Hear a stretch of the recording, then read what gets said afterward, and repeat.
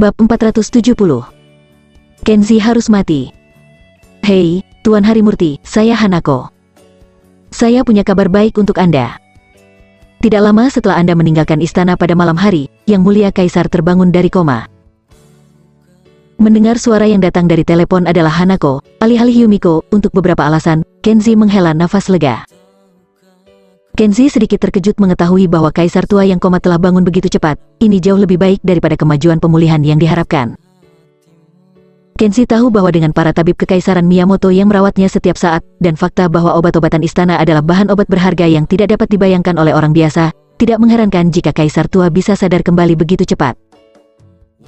Tuan Harimurti, ketika Yang Mulia Kaisar bangun, dia mengetahui bahwa Anda, pahlawan besar, yang menggagalkan pemberontakan pangeran, dan bahwa Dewa Agung yang menyembuhkan penyakit beracunnya. Dia sangat berterima kasih dan ingin jumpa secara langsung. Tuan Harimurti, dengarkan baik-baik, besok sore, pengawal kekaisaran akan secara khusus menjemput Anda untuk memasuki istana. Yang Mulia ingin mengucapkan terima kasih banyak. Setelah mengatakan ini dengan penuh semangat, Nona Hanako dengan tergesa-gesa menutup telepon. Kenzi bahkan tidak bisa mengatakan sepatah kata pun. Kenzi tidak bisa menahan menggelengkan kepalanya dan tersenyum pahit. Sebenarnya, dia hanya ingin kembali ke Asia jauh lebih awal, dan tidak ingin membuang waktu dan pergi ke istana lagi. Namun, dia adalah Kaisar Kerajaan Tokyo. Jika Yang Mulia ingin melihatnya, sangat tidak mungkin untuk tidak pergi, jadi Kenzi hanya dapat mengubah rencananya untuk mengambil penerbangan kembali ke Asia jauh dalam semalam, dan menunggu sampai besok. Diam sepanjang malam. Pagi-pagi keesokan harinya, Kaisar tua yang lemah ingin keluar dari tempat tidur untuk berjalan-jalan dengan Yumiko, yang telah bersamanya sepanjang malam, pergi untuk membantunya turun dari tempat tidur dan berjalan perlahan ke taman belakang bersamanya. Pemandangan di taman sangat indah di pagi hari ketika burung-burung berkicau dan bunga-bunga harum, tetapi suasana hati Kaisar tua sangat berat. Pangeran memberontak, dan seluruh keluarga kerajaan terbunuh dan melukai lebih dari selusin orang, dan dia sendiri hampir mati dalam kudeta konspirasi ini. Sebagai pemilik istana ini, dia tentu tidak bisa bahagia. Yumiko tahu bahwa kakeknya sedang dalam suasana hati yang buruk, jadi dia menghiburnya dengan beberapa patah kata, dan Kaisar tua itu menghela nafas panjang karena kecewa. Yumiko, kakek hanya melewatkan satu hal dalam hidupnya. Ketika pangeran sudah mapan, kakek seharusnya tidak melepaskan ayahmu dan memilih Genji sebagai pangeran. Yumiko berkata lembut, kakek, jangan salahkan dirimu, ayah tidak memiliki putra, hanya seorang putri seperti Yumiko. Kakek tidak menetapkan ayah sebagai kaisar untuk melanjutkan ortodoksi untuk selamanya. Yumiko percaya bahwa kakek tidak melakukan kesalahan dan keputusan benar. Kaisar tua menggelengkan kepalanya dan tersenyum pahit. Apa yang kakek lakukan dengan benar? Jika keputusan kakek benar, bagaimana kekacauan seperti itu bisa terjadi hari ini? Yumiko menundukkan kepalanya dengan lembut, kakek, jangan salahkan dirimu. Ini bukan salah kakek, tapi yang lain. Kaisar tua memotongnya dan berkata, Yumiko, kakek sudah memutuskan. Istana dalam kekacauan, keluarga kerajaan menderita, kakek harus bertanggung jawab untuk masalah ini. Kakek akan memberitahu dunia dan mengakui kesalahan, dan menyerahkan tahta kepada ayahmu. Yumiko terkejut ketika dia mendengar bahwa ayahnya, Pangeran Renzi yang tidak memiliki putra, hanya seorang putri seperti Yumiko. Jika Pangeran Renzi jadi kaisar, maka keturunan Pangeran Renzi generasi kaisar, siapakah mereka? Kakek, tolong pikirkan dua kali. Yumiko buru-buru berlutut dan berkata, bahkan jika Pangeran Genji dihukum dan kehilangan kualifikasi untuk mewarisi tahta, ada kandidat yang bisa mewarisi tahta, Pangeran Wenzi. Kakek tidak harus melakukannya, aku khawatir tentang warisan tahta. Kakek sudah mengambil keputusan. Kaisar tua memotongnya dan berkata dengan menyesal, pamanmu Wenzi adalah seorang pecandu alkohol, dia hanya tahu cara minum alkohol sepanjang waktu, bahkan lebih buruk dari pamanmu Genji. Jika meletakkan tahta di tangannya, aku khawatir akan ada lebih banyak masalah. Meskipun ayahmu pemarah, dia memiliki anak perempuan yang masuk akal sepertimu. Kakek berpikir, mungkin kamu bisa membantu ayahmu dan mengurus semua keluarga kerajaan dan orang-orang di dunia untuk kakek. Setelah mendengar ini, suasana hati Yumiko sangat rumit. Di pagi hari, tidak tahu siapa yang membocorkan berita itu, tetapi ketika Pangeran Renzi mengetahui hal ini, dia sangat senang. Dia tidak hanya menggulingkan pihak pangeran yang bermusuhan, tetapi dia akan segera menjadi kaisar berikutnya. Untuk sementara waktu, istana pangerannya menjadi pusat perhatian, dan keluarga kerajaan terus datang untuk memberi selamat dan menjilat. Setelah mengirim gelombang tamu terakhir, Pangeran Renzi melirik putrinya Yumiko di sampingnya, dan wajahnya tiba-tiba tenggelam. Yumiko, ada satu hal yang ingin aku tanyakan padamu. Aku mendengar banyak skandal tentangmu baru-baru ini. Apa hubunganmu dengan pria XXX bernama Kenzi itu? Yumiko sangat terkejut dan tidak mengerti ayahnya tiba-tiba bertanya tentang ini. Apakah kamu tidak berani mengatakannya? Mata Pangeran Renzi berkedip dengan cahaya, seolah-olah dia bisa membaca hati orang, dan dia tidak tahu apakah dia memiliki wawasan tentang rahasia Yumiko yang tidak pernah bisa dia ceritakan kepada siapapun. Ayah, aku. Yumiko secara naluriah ingin menyimpan rahasia, tetapi ayahnya menekannya lagi. Di bawah tekanan, dia hanya bisa berlutut di tanah dan tetap diam. Saya secara khusus bertanya kepada Kolonel Hikawa Ibe. Dia telah bekerja untukmu untuk waktu yang lama dan tahu banyak tentang Anda, termasuk hubungan Anda dengan Kenzi itu. Ayah harus meyakinkan Anda bahwa Anda adalah seorang putri kerajaan, dan ayahmu akan segera menjadi seorang pangeran kaisar matahari, untuk kehormatan kaisar, dan untuk kehormatan diri sendiri dan seluruh keluarga kerajaan. Tidak peduli apakah Anda memiliki perasaan dengannya atau tidak, Anda harus menahan hati dan memutuskan hubungan jahat ini. Dari kata-kata ini, Yumiko benar-benar mengerti di dalam hatinya. Kertas tidak bisa membungkus api. Dia kehilangan keperawanannya karena Kenzi sebagai seorang dewi, dan pasti telah diketahui oleh ayahnya. Wajah Yumiko penuh dengan kesedihan, dan dia berkata, Yumiko mengerti, yakinlah, ayah. Yumiko akan menahan diri dan tidak akan terlibat dengannya. Pangeran Renzi mengangguk dan berkata, seperti yang diharapkan dari putriku, ayah menghargai kesadaran semacam ini. Tapi menahan diri tidak cukup, Kenzi harus mati. Yumiko mengangkat kepalanya tiba-tiba dan berkata dengan ngeri, ayah, kamu tidak bisa membunuhnya. Kenzi adalah dermawan dari seluruh keluarga kerajaan. Dia menyelamatkan Yang Mulia Kaisar, dan Yumiko. Bahkan ayah akan dapat naik tahta dan menjadi kaisar di masa depan. Itu juga karena penghargaannya. Yumiko memohon pada ayahnya, jangan bunuh dia. Yumiko mengatakan itu, dia berlutut di tanah dengan erat dan memohon dengan tulus. Pangeran Renzi hanya bisa menghela nafas dan mengangkatnya dari lantai. Yumiko, bukan karena ayahmu tidak peduli dengan kebaikanmu, tetapi dia telah merusak reputasimu dan menghina martabat keluarga kerajaan. Ayahmu tidak bisa tidak membunuhnya. Tidak. Yumiko menggelengkan kepalanya dengan cepat, mencoba yang terbaik untuk membantu Kenzi memaafkan dirinya sendiri. Yumiko melakukannya sukarela, dan Yumiko bahkan bersumpah bahwa akan menikah dengannya sebagai istrinya dalam hidup ini. Ekspresi Pangeran Renzi berubah setelah mendengar ini, dan dia berkata dengan dingin, Yumiko, omong kosong apa yang kamu bicarakan? Seberapa mulia garis keturunan kaisar dari semua generasi? Kapan kamu melihat putri bangsawan keluarga kerajaan-kerajaan besar menikahi pria XXX yang menghinamnya sebagai istrinya? Selain itu, bahkan jika raja ini bersedia memenuhi keinginanmu demi menjadi putriku, bisakah pria bernama Kenzi itu menikahimu? Setelah mengatakan ini, Pangeran Renzi marah, mengeluarkan setumpuk dokumen dari rak buku di samping dan melemparkannya ke kaki Yumiko. Tidak tahu badan intelijen mana yang memberikan informasi ini kepada Pangeran Renzi. Ini berisi alamat rumah dan informasi latar belakang Kenzi di XXX. Ada juga foto istri Kenzi, Aurora Bliss. Bab 471. Apakah mungkin membujuknya untuk bergabung dengan keluarga dan menjadi selir? Melihat wanita cantik berlabel, istri Kenzi, Aurora Bliss di foto, Yumiko perlahan tenggelam dan berhenti berbicara. Kenzi adalah pria yang sudah menikah, jadi tentu saja dia tidak bisa menikahi wanita lain. Terlebih lagi, wanita ini adalah putri kerajaan yang mulia, dan sama sekali tidak mungkin menikahi pria asing sebagai selir.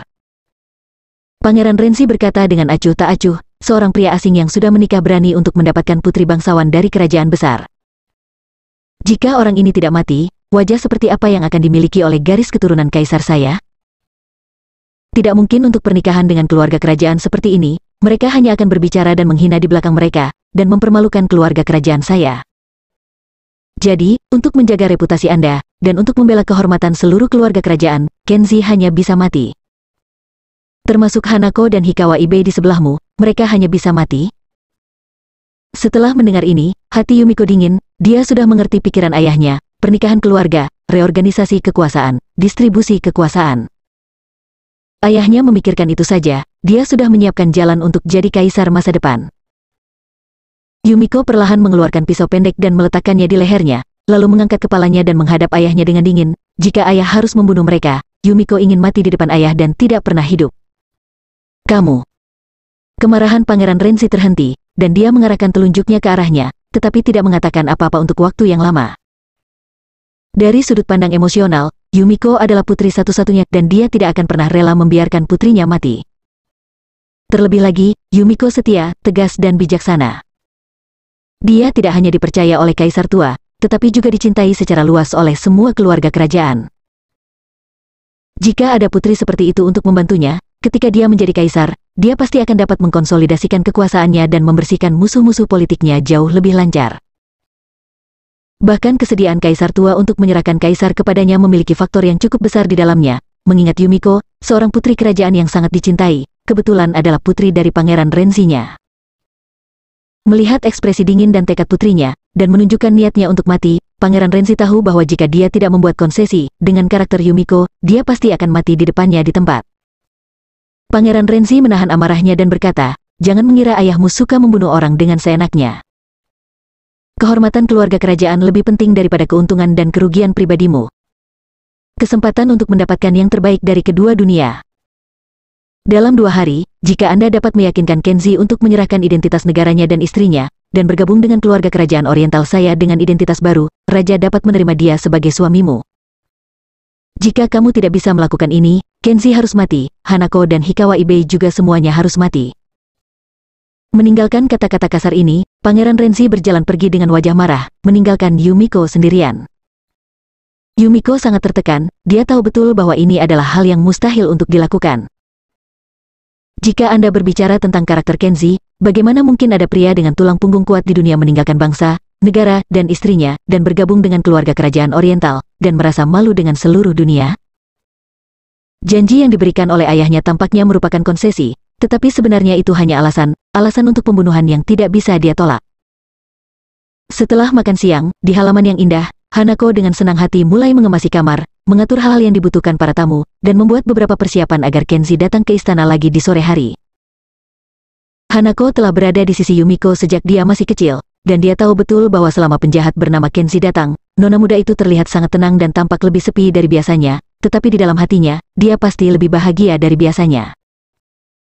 Lagi pula, pertama kali nona muda itu diduduki oleh pria jahat itu, tetapi nona muda itu tidak menyimpan dendam terhadap pria itu, dan dia tidak lagi akan menggunakan pisau untuk berurusan dengannya, dan dia sangat lembut padanya, yang cukup untuk menunjukkan bahwa nona muda itu bahagia hatinya. Weh. Hanako menyeringai sambil memikirkannya, dan mengambil bantal di tempat tidur, seolah-olah bantal itu adalah orang jahat Kenzi, dan mencubit wajahnya dengan keras. Setelah membersihkan kamar tamu, Hanako datang ke halaman dan melihat paviliun air. Nona muda bersandar di pagar kayu dan menatap air dengan linglung. Di depannya, airnya penuh dengan ikan mas merah, seolah menunggu tuannya memberi makan makanan ikan, tetapi nona muda itu menatap permukaan air tanpa bergerak, sama sekali lupa untuk membuang makanan ikan di tangannya. "Nona." Hanako melompat ke samping Yumiko dan bertanya sambil tersenyum, "Nona sangat aneh, kenapa kamu linglung?" Yumiko tidak repot-repot memperhatikan kata-kata jenaka Hanako, dia dengan lembut melemparkan segenggam makanan ikan, dan berkata dengan jelas, "Hanako, aku sedang berpikir sekarang, jika kita berpisah di masa depan, kehidupan seperti apa yang akan kamu lakukan?" Hanako tiba-tiba dia membuka mata besarnya yang indah dan berkata dengan aneh, "Nona, mengapa Anda memikirkan hal seperti itu?" Hanako adalah pelayan di sisimu. Sudah ditakdirkan sejak masih kecil bahwa dia tidak akan pernah berpisah darimu sepanjang hidupnya. Mengapa Nona memikirkan hal yang aneh seperti itu? Yumiko menatapnya dan berkata dengan lembut, "Karena Hanako sudah berusia 18 tahun, dia selalu ingin menemukan seorang pria untuk memulai keluarganya, jadi aku sedang berpikir." Hanako berkata dengan marah, "Kamu tidak boleh memikirkannya." Hanako bertentangan dengan apa yang kamu pikirkan, Nona. Hanako adalah pelayan Nona. Dimanapun Nona berada, dia harus bersama Nona. Ketika Nona menikah, Hanako akan menjadi mahar, kecuali Nona dan suami, Hanako tidak akan pernah menikah dengan orang lain. Pikiran Hanako sederhana dan tegas, yang sangat sesuai dengan tradisi keluarga kerajaan Oriental dan pendidikan keluarga kerajaan tentang pelayan. Yumiko tidak bisa berkata apa-apa, jadi dia hanya bisa memaksakan senyum dan berkata, "Jika suatu hari Nona tiba-tiba menghilang, apa yang akan Hanako lakukan?" Hanako kaget dan bertanya, "Nona, kenapa kamu berkata seperti itu?" "Nona baik sekali, bagaimana dia bisa pergi?"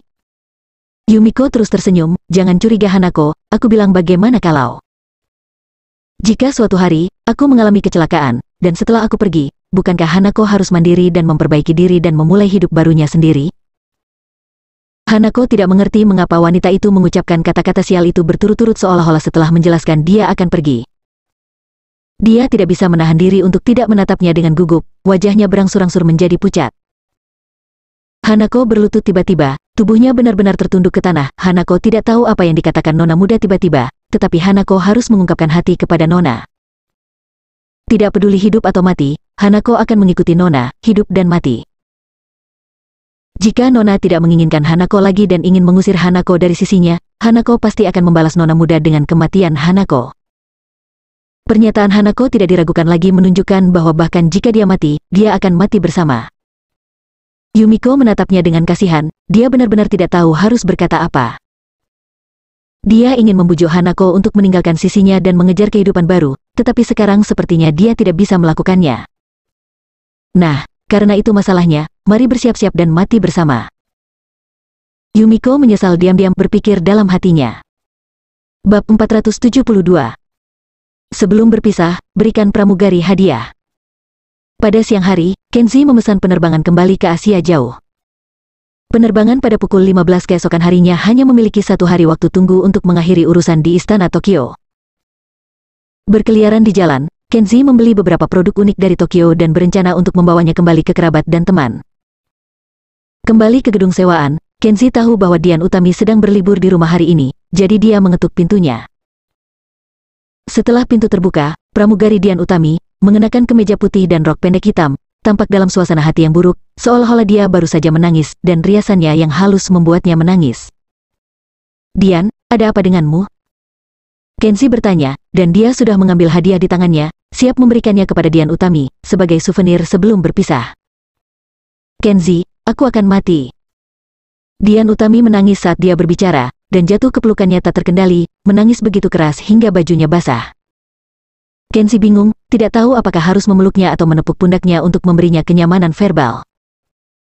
Tapi tentu saja dia juga tahu betul bahwa Dian Utami melemparkan dirinya ke dalam pelukannya saat ini, bukan berarti cinta seperti antara pria dan wanita. Dian Utami hanya sangat sedih dan ingin mencari pelukan agar dia bisa menangis.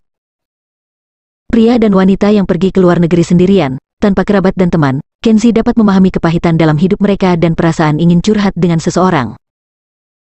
Kenzi menghiburnya, menuangkan secangkir kopi untuknya, dan kemudian duduk bersamanya di samping tempat tidur untuk mengobrol dan menanyakan masalah apa yang dia temui. Dian Utami menyeka air matanya dan menangis, "Itu orang jahat Juan Hardy. Saya tidak tahu apa yang terjadi, dia terlibat dengan direktur junior maskapai kami. Saya baru saja menerima telepon dari direktur, mengancam saya dan menyuruh saya untuk segera pergi bermain golf dengan mereka. Jika saya pergi, beri saya promosi langsung dan biarkan saya menjadi pramugari dari penerbangan populer. Jika saya tidak pergi, maka karir pramugari saya berakhir, dan saya akan segera dipecat." Sangat mudah untuk memahami apa yang dikatakan Dian Utami. Yang disebut golf sebenarnya adalah aturan yang tidak diucapkan. Masalah yang terjadi pada Dian Utami dimulai dengan pria gendut celaka Juan Hardy. Sejak Juan Hardy dipukuli oleh Kenzi di pesawat, dan kemudian dipukuli di gang oleh Kenan Harimurti yang jelmaan dari Kenzi, Juan Hardy telah mengerti bahwa Dian Utami, seorang pramugari yang cantik, tidak kekurangan pelindung di sekitar, jadi Juan Hardy tidak berani bersikap keras pada Dian Utami. Jika Anda tidak dapat berbuat keras secara langsung, maka Anda harus bertindak strategis. Singkatnya, bau mulut Juan Hardy belum hilang, dan ia harus menemukan cara melemparkan Dian Utami untuk menunjukkan gengsinya. Meskipun Juan Hardy adalah pria yang celaka dan sombong, dia sebenarnya memiliki modal yang sombong. Dia adalah pengusaha multinasional yang sukses dengan berbagai kontak sosial dan banyak sumber daya jaringan. New Nico Airlines, tempat Dian Utami bekerja, memiliki hubungan bisnis dengan Juan Hardy, dan karena seluruh keluarga ketua New Nico adalah orang blasteran Japan XXX, Juan Hardy memiliki hubungan yang baik dengan keluarga mereka, terutama dengan beberapa direktur New Nico. Dia sering mencari kesempatan untuk makan dan minum, dan memenangkan hati para direktur untuk membicarakan bisnis. Setelah minum hari itu, Juan Hardy mengambil kesempatan untuk berbicara tentang Dian Utami, seorang pramugari yang baru direkrut dalam penerbangannya, di depan direktur baru Japan Airlines, bahwa dia murni dan menawan. Direktur muda itu pria sensual, dia mendengar bahwa ada pendatang baru yang begitu cantik di bawah panjinya. Ketika dia sangat bersemangat, dia segera meminta bawahannya untuk mengetahui nomor Dian Utami, dan kemudian langsung menelponnya. Dian Utami menangis dan berkata, begitu saya mendengar tawa dari Fatih Juan di telepon, kepalaku menjadi pusing. Saya tahu bahwa saya pasti akan selesai. Jika saya pergi, saya pasti akan dipukuli oleh Fatih Juan dan juga direktur muda itu, saya akan disiksa dan dipermalukan dengan cara yang berbeda. Tapi jika aku tidak pergi, maka aku benar-benar kacau. Akhirnya aku menemukan pekerjaan sebagai pramugari dengan penghasilan yang bagus, tapi aku pasti akan dipecat. Setelah mengatakan ini, Dian Utami hanya bisa menangis, sepasang bunga pir tampak seperti hujan, dan bahkan matanya merah karena menangis. Kenzi diam-diam meletakkan boneka hadiah di kepala tempat tidurnya, dan kemudian bertanya dengan tenang, di mana mereka bermain golf dan seberapa jauh dari sini. Hotel golf ini terletak di taman kota, sebuah resor yang sangat terkenal dan mewah.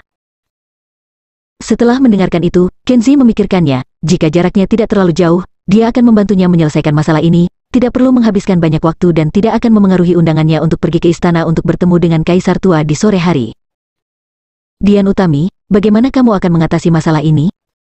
Kenzi bertanya.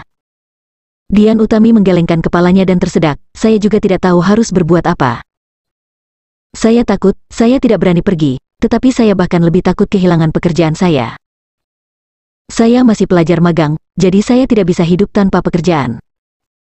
Kenzi mengerti, mengangguk dan berkata, ya, karena itu masalahnya, saya akan menemani Anda harus pergi. Dian Utami menatapnya dengan takjub setelah mendengar ini, dan setelah beberapa saat, dia menangis dan berkata, Kenzi, apakah Anda ingin menemani saya dan membantu saya memecahkan masalah ini? Kenzi mengangguk. Dian Utami merasa hangat, tetapi juga sedikit pesimis, karena dia tidak akan berpikir bahwa Kenzi, seorang pemuda yang pergi ke luar negeri dengan situasi yang mirip dengannya, dapat memiliki cara untuk membantunya menyelesaikan masalahnya. Memiliki Kenzi di sisinya tidak lebih dari memberinya keberanian. Dian Utami menyeka air matanya dan berkata dengan lembut. Kenzi, saya akan merasa sedikit lebih aman dengan Anda bersama saya, tetapi Anda tidak boleh menggunakan kekerasan untuk menyelesaikan masalah, karena direktur muda, latar belakang mereka terlalu kuat, kita tidak bisa menyalahkan atas apapun. Setelah mendengarkan, Kenzi bertanya, lalu apa gunanya aku pergi? Jika yang disebut direktur muda harus secara paksa menyiksamu atau menggertakmu, apa yang harus aku lakukan? Dian Utami berkata, kamu akan selalu menemanimu di sampingku, sama seperti pacarku, jangan pernah pergi. Jika direktur hanya ingin aku menemaniku minum dan bermain golf, aku akan ikuti. Jika mereka melakukan sesuatu yang tidak terlalu berlebihan padaku, seperti mengambil keuntungan dariku, aku ikuti itu. Saat ini, kamu tidak boleh menghentikan mereka. Aku akan melakukan apapun yang mereka inginkan dariku. Selama mereka tidak menginjak garis bawahku, aku bisa menanggungnya. Dan peranmu artinya, jangan biarkan mereka berperilaku berlebihan terhadap saya di luar garis bawah, tetapi Anda harus ingat bahwa Anda hanya dapat menemukan cara untuk membantu saya menyelesaikan krisis sebanyak mungkin. Bagaimanapun, kita tidak bisa menyinggung.